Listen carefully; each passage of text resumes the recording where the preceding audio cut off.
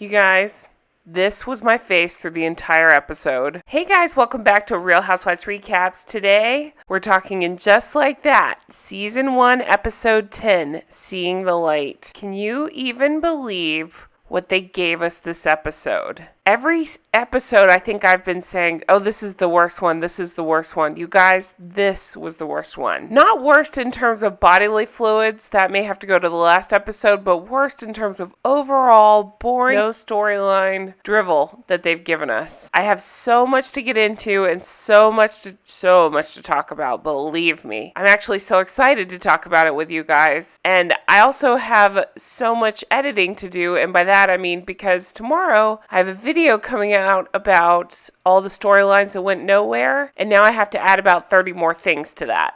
Okay, but first, just a couple of housekeeping things. I'm going to be covering the documentary. That should be like the next video I put out. I'm going to be working on that after this. We have Midnight Toast coming out on Sunday, probably. It'll either be Saturday or Sunday. Check back for that. I'm making Jay watch this bullshit. Yes, I'm going to watch it again. I want him to watch it. I want him to react to Midnight Toast, so get ready for that. I'm sure I'll have lots to say. I want to announce that Showbiz Cheat Sheet, I had an amazing person interview me, which is so exciting. I can't even believe it. We talked about this incredible community that we've built around this shit show. So there's 3 articles coming out. I will link the crap out of them when they do. I'm very, very excited about this. My sincerest thank you to Perry Carpenter for spending your time with me and writing the most, just the sweetest, kindest, incredible articles. Thank you. Tomorrow, which is Friday, 7 p.m. Eastern Time, we're having a party. Now, so many of you corrected me and said, since I can't call it a watch party, since we can't watch it, it's going to be a comedy concert. It's going to be a watch concert. So we're going to give everybody time to watch the finale. We're going to give everybody time to get their thoughts together, and we're going to react. I'll have a show up at 7. You click on that. You join us for a live chat. I'm putting an extra long video up, so we'll all have time to get our thoughts and our feelings out about this one. Fill up your Midnight Toast mugs with wine and join us for that. And I want to tease that our beautiful and talented Whitney has written 2 songs for this one. I'm so excited. I'll be playing those then, as well as I have an interview with Miranda's wig, so that'll be coming up as well. Get ready for that. Okay, let's dive into this load of pants. But first, check out my merch, link below. I got Midnight Toast, Justice for Steve. It's a load of pants. Or find me on Patreon. It's patreon.com/Real Housewives Recaps. We have been cordially invited to the wedding of Jackie and Smoke. This is what they have chosen to wear for their wedding. Here's the mother of the bride in her mother of the bride dress and hairstyle for the wedding. And we have a very shitty bridesmaid dress here, previously seen on Rachel Green from Friends. We have this very strange wedding guest who, for whatever reason, has decided to try to upstage the bride and wear dish gloves again. We have the wedding guest who is cosplaying like they are in an Adam Sandler movie. And we have this headpiece who is objecting to the whole thing. And by that I mean I'm objecting to the headpiece. I gotta give credit where credit's due. Thank you to the commenter who pointed out the Rachel Green dress, and thank you to the commenter who mentioned the Adam Sandler thing. You guys are spot on. I love the comments so much. But seriously, what is this? What is this look here? I am blown away at how awful the fashion choices, I can't even say fashion, the looks are. They're so bad. It's the biggest load of pants I've ever seen. It's like they're all in competition with themselves to see who can do the worst job. Now, I would obviously give that to the writers, but I would say that the actors and fashion people, that Molly Rogers is a pretty close contender. Now's the part of the episode where I like to point out the shittiest actor. We got Miranda with being a judgmental bitch the whole time and then calling out Carrie for judging her. But she says the line, Miranda Hobbs doesn't get an A-, you know that. Ugh. We've got Charlotte with 0 storyline still, except for being a shitty mom. But instead of facing it and dealing with her child head on, she worries about what everybody else thinks about everything, including what flavor challah bread they have. Then you have Carrie. Oh, Carrie, right off the bat, reminding everybody her husband died. Hey guys, did you know that her husband died? Her husband died. That's her storyline. Her husband died. And she even has to tell Big's brother, hey, Big died. Oh my God. Dishonorable mention goes to Lamp because, as you guys pointed out in the comments, Lamp replaced beeping. Another dishonorable mention going to Che, because not only did we get Che's stand-up throughout the entire comedy concert, we got their very shitty singing and awkward, cringy moments. Oh, and we got to see them pound a bunch of shots right in front of their recovering alcoholic girlfriend. Sure, this is the biggest load of pants. I cannot believe how bad this episode was. I don't know why I'm still surprised. I don't, but I genuinely am. I had so many of you commenting, and I kind of had in my head too that surely something's going to happen this last episode, right? Like, some of these things, some of these seeds they've planted will be answered, and believe me, I have a long video coming out tomorrow all about that. But nothing happened.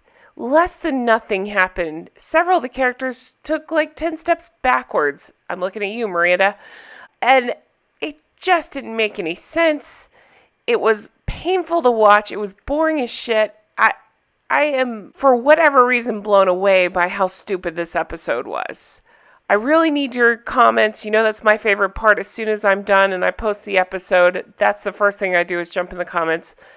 I just love to see your thoughts. I need to know if you're as furious as I am about all of this, if you are disappointed, if you're surprised, if you're any of it. We were told that Aiden would be here.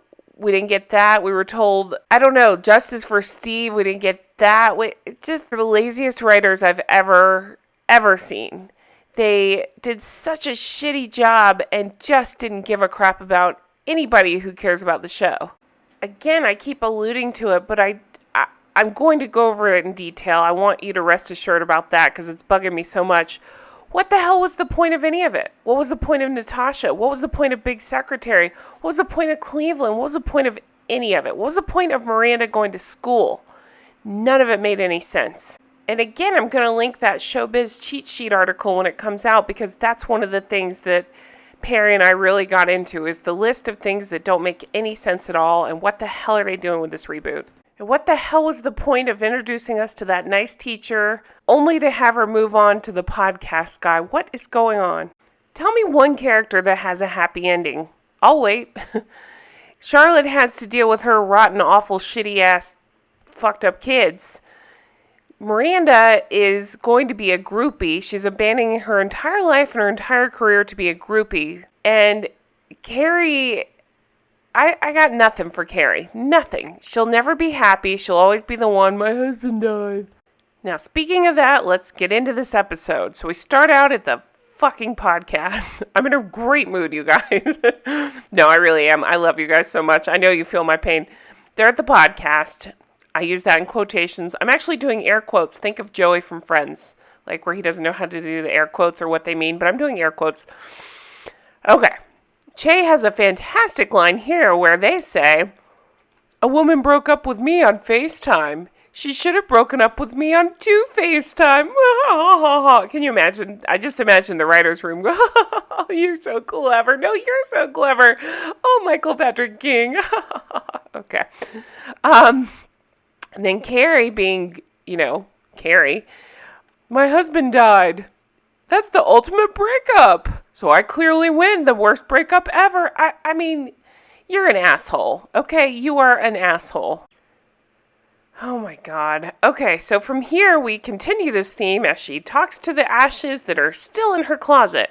Let's take a note on this. I got so many comments saying the same thing, that Carrie is just a complete and utter selfish asshole for this move, storing big next to her shoes. I did get a few comments of people saying that they're in a similar situation and this is what they do.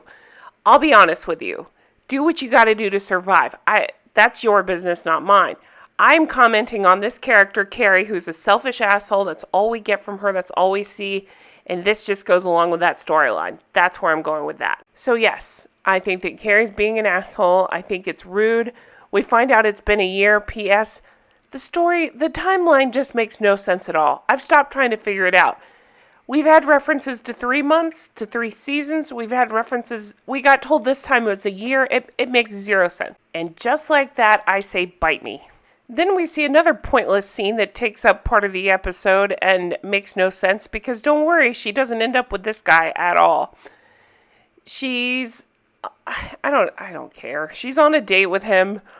They kiss. It's awkward. I get it. It's her first date out. Blah, blah, blah. Her husband died, huh? Um, he says he's Googled her, and she says, no, I'm a legal secretary suing my employer for severance. Okay, I don't get offended by stuff, and I'm not offended per se. I just thought that was a fucking shitty ass line. I don't know why, but it heated me up, because think about all the people right now that are unemployed, and they're dealing with job stuff, and those fucking writers, I hate them. I just mean to say, for a bunch of writers who are so busy ticking boxes, they don't even think about that, hey, that might be an insensitive thing to say. Seema's in bed with Antoine from Emily in Paris, also known as the Prada guy. Carrie's a selfish ass. I don't understand the bookshelf over her head. It just makes me mad to look at it. She can't even sit up properly in her bed without bumping her head. So people have said she used to have shelves in her room. Yes, she did, in a very similar placement, but I believe they're a little higher up and they're a different color. These seem to have dropped quite a bit. They're down lower, and I wouldn't blame Big at all at this point if he just took the lamp and threw it at her head. So thus begins the fight with the lamp that continues to turn itself on because, again, the shitty-ass writers can't think of any other way to show us that, hey, she's thinking about Big. So then we're at lunch with Charlotte and Miranda, and she tells them, because it has to be about Carrie, I think Big's mad at me. And she talks about the reading lamp, and it started clicking on and off, and they have arguments about heaven, and I really got pissed at, I stay pissed at Miranda, but she's extra bad here, because she keeps rolling her eyes and being a bitch to Carrie about believing that Big's in heaven.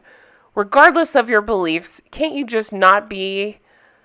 I'm sorry, I keep saying asshole, but I don't know how else to say it. Can you not just be a jerk, please? Can you just not be a jerk this one time and be nice to your friend who's struggling and maybe say, yeah, he's in heaven smoking a cigar, whatever you got to say to make her feel better. And Miranda's like, it's just guilt. Just get it fixed. Then Miranda has to make it about her and says Che asked her to dinner to meet their family this Saturday. That whole scene. I have so much to say about that. Okay, Charlotte says, hallelujah, the trans rabbi is in. I mean, again, I can't... Stop trying to make fetch happen. Maybe if the writers weren't so busy playing box tick bingo, they'd have free time to, I don't know, write a decent storyline?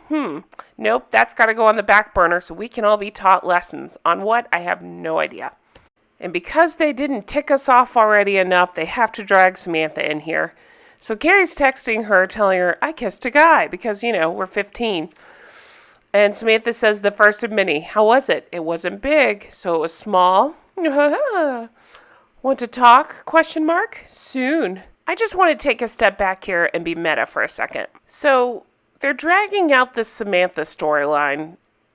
By doing nothing, but basically putting some words on a screen pretending it's her. When the actress involved clearly says she wants no part of it, no thank you, fuck off. Okay. But they're still dragging it out because they have no storylines and they know we love Samantha. And yet, Stanford, of course, the actor who played him, Willie Garrison, I never say his last name right, clearly loved the series and wanted to be a part of it and was a part of it until, unfortunately, he passed away. And yet, they give very little mention to him. And by that, I mean almost nothing at all. We got this shitty storyline that he's run away to Tokyo, and we hear nothing. Nothing else. Nothing. They don't even, some of you guys had so many good comments about it, like, take a minute. It doesn't even matter if you break character, break the fourth wall, whatever. Take a minute and just say, just talk to us as people and say, we lost somebody we love, we lost somebody dear to the series, whatever you want to say. Even if it's after the episode ends, and pay tribute. But nope, they can't do that. I'm just blown away. So instead, we get this stupid storyline that she and Samantha are texting each other. Then Carrie's going to bed, and of course, the light clicks back on. Again, I want to say fire everybody in the wardrobe department, because look at this. I know she's at her house, but this is what she wore out earlier. And it's just awful. Nothing about it makes sense. The pattern, the stripes don't match. It looks terrible. So then we see Carrie at the lamp shop. Oh, God, even these words, it's so crazy. She says, I think this needs a repair. It keeps going on and off by itself. I changed the light bulb. Okay. She says, is it a common problem with older lamps that it goes on and off? It's just these, in this store especially, these long drawn out silences that just add to the cringe factor, right? It's just awful. So then we go over to Anthony. He's made sourdough challah. And you guys, so every single line, Harry has to point out that he's Jewish. So in this line, he says, can we please give the old Jews something they recognize? Okay. Then we're introduced to Rabbi Jen. We have Charlotte in her stupid-ass puffy sleeves because that's all they know how to put her in. And she's making faces like that. Well, Rabbi Jen comes in and points out that Rock is a spoiled brat and that they don't know the Torah. Maybe we should give the service in English. Well, Charlotte, worried about how everything will look, that's all she can focus on. How will it look to everybody else? Anthony decides to go in and tell Rock to stop being an ass. I'm glad somebody is. So Anthony tells Rock, this is your big shot. You're about to blow it. You're the star of this thing. Learn your frickin' lines. Mopey Moperson just wanted to lay around and pout about everything and doesn't want to be identified as a New Yorker. You guys, seriously? So then we go from one bad storyline to another. There's Che. So Miranda, dressed as Mother of the Bride, comes in and we get the fabulous line of Rambo party for one, because they couldn't not say Rambo again. Ugh. So we've had to sit through all these stupid comedy concerts of Che's, right? And now with her friends and family there, they still need to be the center of attention and perform. We see the awful singing of I Wish They All Could Be California Girls. And Che says this is their humble way of sharing my near and dear that I'm going to California because Hollywood called, bitches, and I'm making a pilot. Again, this is how they share their news. So many things wrong with this scene. Che is pounding shots. Miranda's supposed to be a recovering alcoholic, although she didn't do any meetings or anything to stop drinking. That's in my tomorrow's video. She just told herself she was done, and that was that. You know how life works. Che calls themselves a effing narcissist. Yeah, we could have seen that. And you know what? I will say this. I'm glad they ended up together. Hear me out. Don't click off. Because Che is a narcissist. And this is an awful thing to you just announce it. I mean, sure, go live your life, go wherever. But to do it in such a weird performative way and then to drag Miranda around to be a groupie, I can't stand Miranda. So F her, go be the groupie. Enjoy your miserable life where you can just wonder every night, is Che cheating on me? Is Che cheating on me? Yep, they probably are. So Che then says, I wanted the person I love to be with all the other people I love. And that they fly out Monday to meet with actors like Tony Danza. I want you to come to L.A. Miranda, you want me to come? Rambo, really? I had no idea. Just in that overdone dramatic fashion. Ugh. So yeah, that's going to be a thing. Sure. That makes sense. So the mother of the bride and her shitty-ass wig will be happy in California with the fawns. So Che goes back to the podcast and says, I love you all, so effing proud of what we've done here. What have you done there? Is anybody listening to this podcast?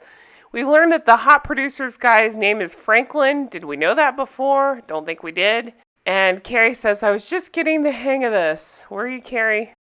We lingered on him a lot in, I believe, the first episode, and then nothing, and now he's the sole focus of this episode. Sure, convenient, that makes sense. So then we see Carrie and Jackie go for a walk, because they seem like they'd be friends in real life, right? How do you feel right now? And Jackie, we can't be site-specific friends. Again, sure, great writing. Don't tell Smoke I didn't invite you to our party Friday night. Send me the info. I'm there. Smoke? No, I quit again. Okay. Again, terrible dialogue, terrible writing. Would these two actually be friends in real life? What is happening here? Speaking of terrible dialogue, here's Nia the professor. So, Miranda Hobbs doesn't get an A-. You know that. She made a big life decision, and by that, she's throwing everything she's worked for away. So she made a big life decision. She's decided to finish her semester coursework remotely and going to LA for a few months. What about the internship at the human rights place? I'm pulling out for now. So everything we've seen Miranda work toward, from partner to going back to school to this internship she's worked for, everything. Nope, throwing it all away for Che. That makes sense. It's just awful, right? Miranda's a terrible person. She's ruined the series. It's just this episode's so bad, you guys, so bad. I'm just asking again, what do we do to piss off the writers? Why are they giving us this? Miranda is an awful person that nobody's rooting for at this point, and I was hoping she'd actually get her heart broken. But nope, we don't get that. Instead, they justify all her terrible behaviors and actions and deeds by rewarding her with this love. We don't even get to hear from Steve this episode. It's so ridiculous. We didn't even get a cameo from Steve. We got Brady, which nobody asked for, but we didn't get Steve. Meanwhile, Carrie has this weird dialogue with Seema where she says she's meeting John's brother for lunch and says, "Gotta go, don't forget about me." What? You guys, talk about cringe. This whole scene, right? They spent so long on this scene that didn't need to be here. This is just a way for Carrie to make it about Carrie. Did you know that my husband died? Of course! He's Big's brother. He knows that his brother died. They had to make an old joke about early onset. Well, not so early, I guess. And they talk about his final resting place. We find out here it's been a year. Again, timeline makes no sense at all. So many comments about that. You guys are on it about how all over the place they've been with the timeline, how it makes no sense. The seasons make no sense. All of it. No sense. So again, continuing in the makes no sense, here's Big's brother. Who cares? We find out about a family crypt in Connecticut, and hey, now that he and his wife are divorcing, Carrie, you can go there too. Oh my God, I was so bored watching this. I really was. I actually jumped in my comments and I noticed people already saying, "You won't believe how bad this episode sucks." You know what? To you, I say, thank you, and you are right. This episode sucks. So we need to think about where to put them. Okay. So then we get another awkward scene where Carrie goes to the lamp shop. So the man fixing it says, "There was a bad wire. I fixed it." And she's trying to convey how upset she is because it's supposed to symbolize that she's letting Big go or moving on or whatever the hell they're trying to make us feel. But there's no other words said. They just stare at each other like they're having this big moment. And the lamp guy's like, "Lady, will you get out of my shop? I'm trying to fix these lamps." Then we go over to Smoke's party. These words, you guys. These words. Okay. So whatever she's wearing here, whatever he's wearing there, whatever is happening here that we're supposed to care about that we don't, he wants to make sure everybody can see his blowout.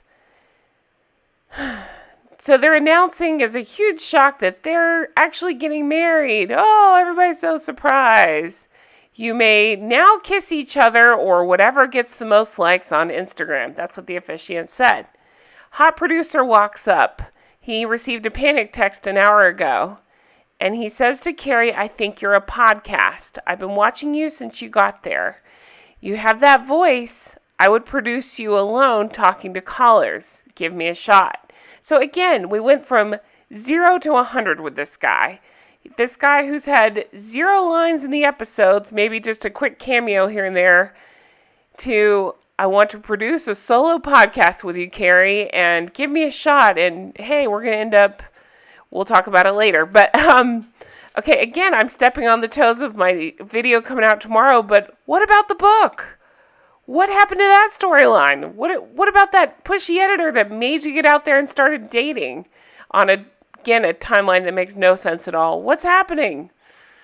Oh, God, you guys. Now back to the lamp that has more of a storyline and more personality than Carrie does. "If you're trying to reach me, blink." She lays down. The light turns on. That is so you.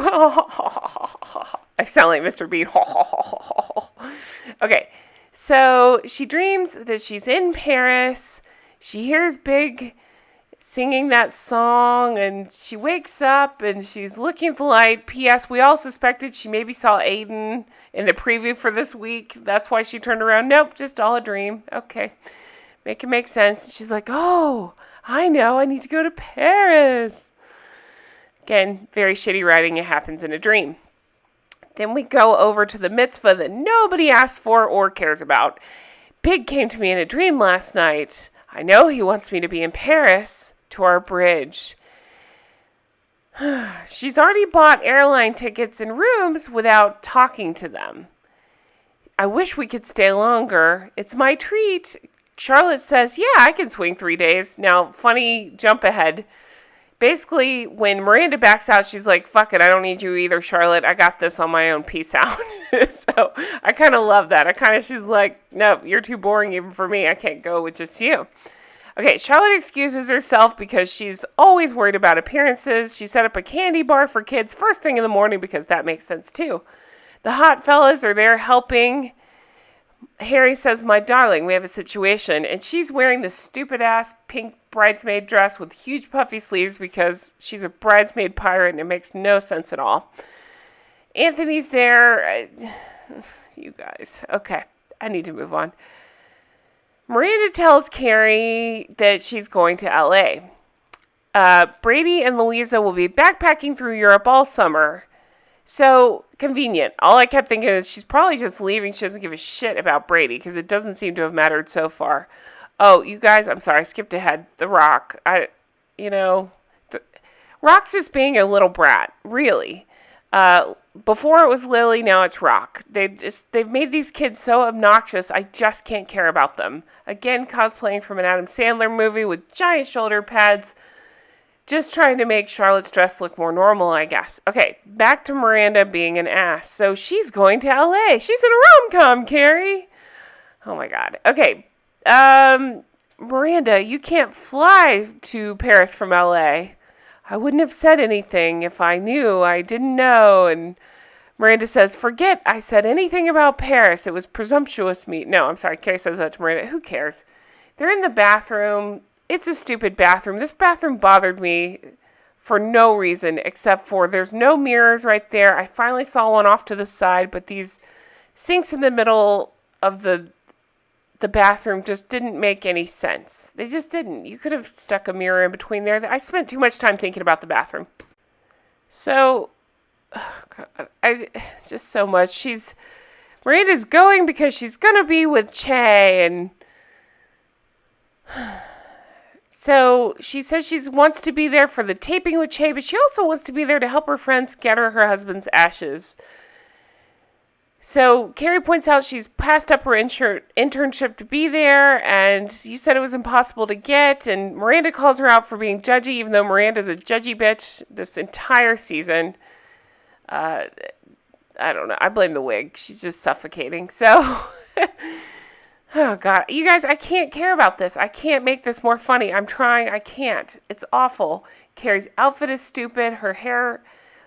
Actually, you know what? It looks a little better like this than it does in a bun, but it's still pretty stupid. There's this rabbi I just don't care about that magically heard everything and is going to solve all the world's problems. Cool. Okay, great. I wouldn't trust anybody to give me life advice that can't work a hand towel machine thing. That's all I'm going to say on that.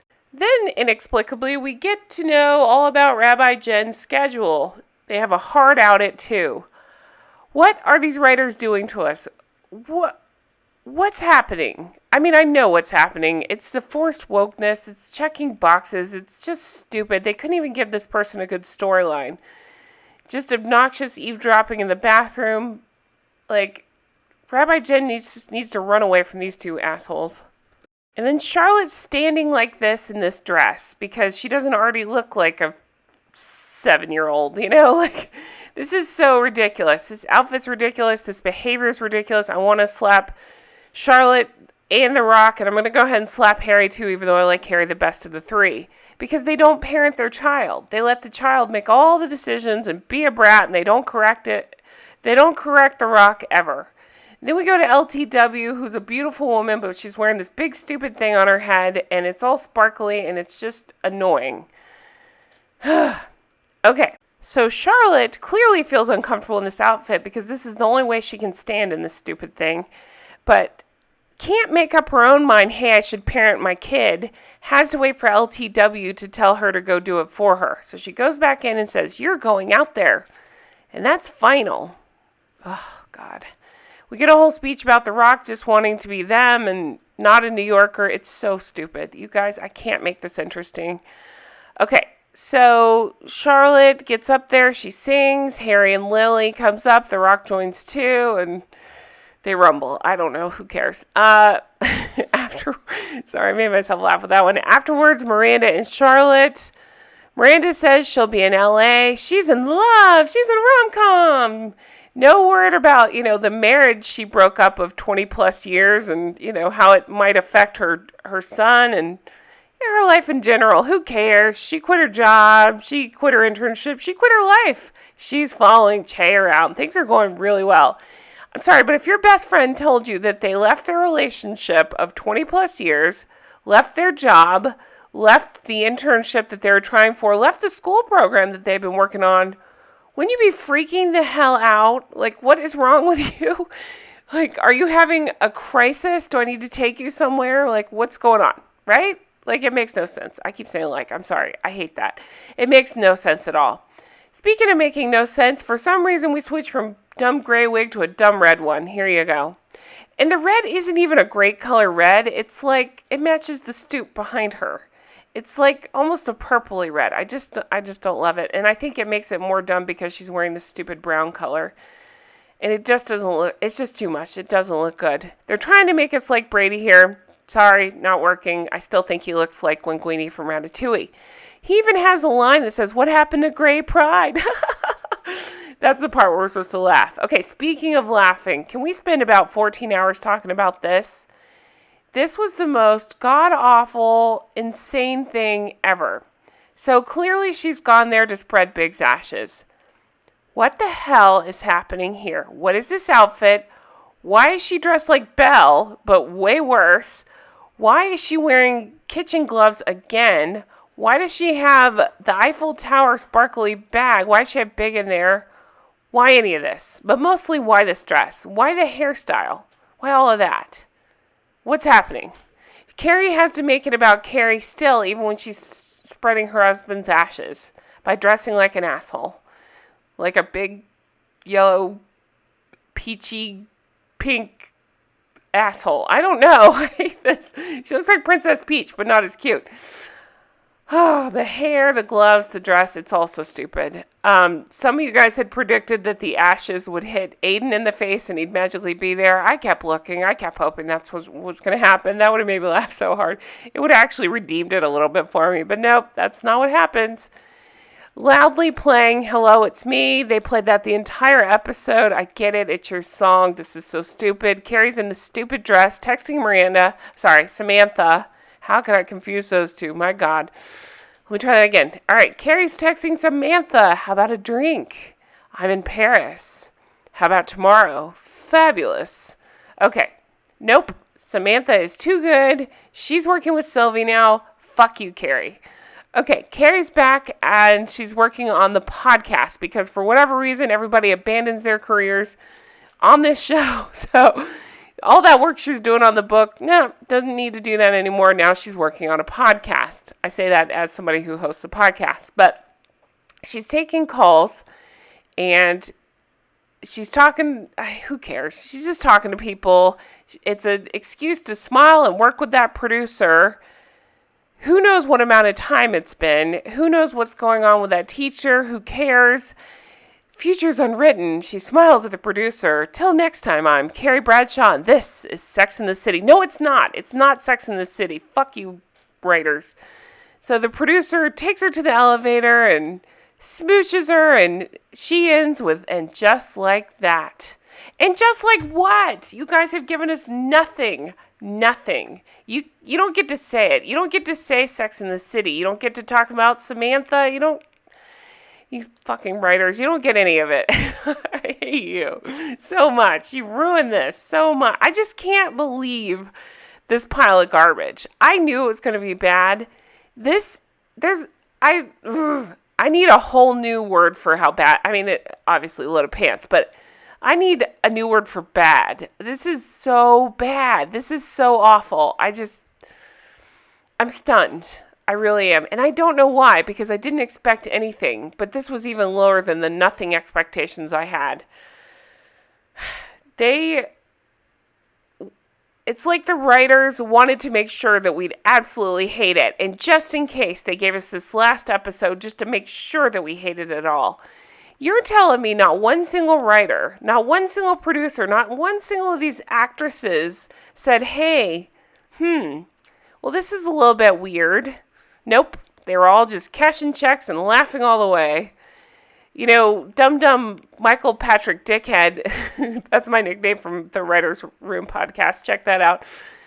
Oh, yeah, I'm going to cover the last episode of that, by the way. You better believe I will be doing episode 10 of the Writer's Room podcast. Hopefully I'll try to get it out this weekend. Okay, Michael Patrick Dickhead pretends in there. You know, he doesn't even pretend. He says the words like, the audience, blah, blah, blah, like he's aware of us, but then he totally ignores us. Doesn't give a shit what we think. Hands us this big pile of poop and then is surprised when we don't love it and blames things like, I don't know, misogyny on reasons we don't love it. No, it's just a very, very shitty storyline. These are not the same people. This is not the same show. It's not anything. And yet they're still referring back to Sex and the City. Ugh, it's so bad. You guys, so bad. I can't even believe it. Seriously. I can't wait to talk about this with you tomorrow. I am all fired up, as you can tell. The next thing, immediately after I end this, I'm going to go and recap the documentary because I apparently am a glutton for punishment. So let's jump over to that next. I will be posting it as soon as I get that done as well. Hopefully today. Don't know. It's a long documentary. I might need to refill my midnight toast mug with bourbon or something, but okay, so documentary next, and then tomorrow or Friday, I am doing the live chat 7 p.m.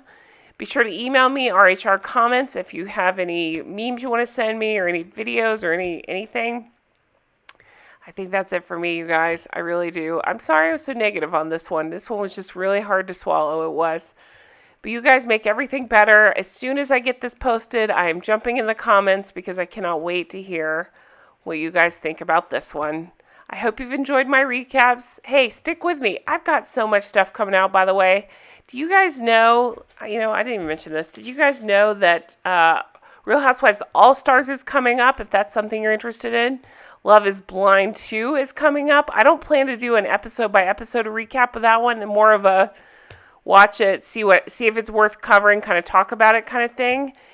I am excited. Next Friday, I believe, the fake heiress documentary comes out, and I've kind of been obsessed with that story, the German heiress. So you better believe I will be talking about that as well. I got so much stuff coming up. I'm working on the Sex and the City movies. I'm also working on Mannequin. A lot of you guys requested that I go over Mannequin. I've started photographing that, so I will be talking about that soon. So much stuff to talk about. So stick with me. Let's keep watching and snarking and talking and laughing and everything else we do. You guys are a wonderful community. I appreciate every single one of you. I sincerely do. I can't wait to talk to you again soon. Bye-bye.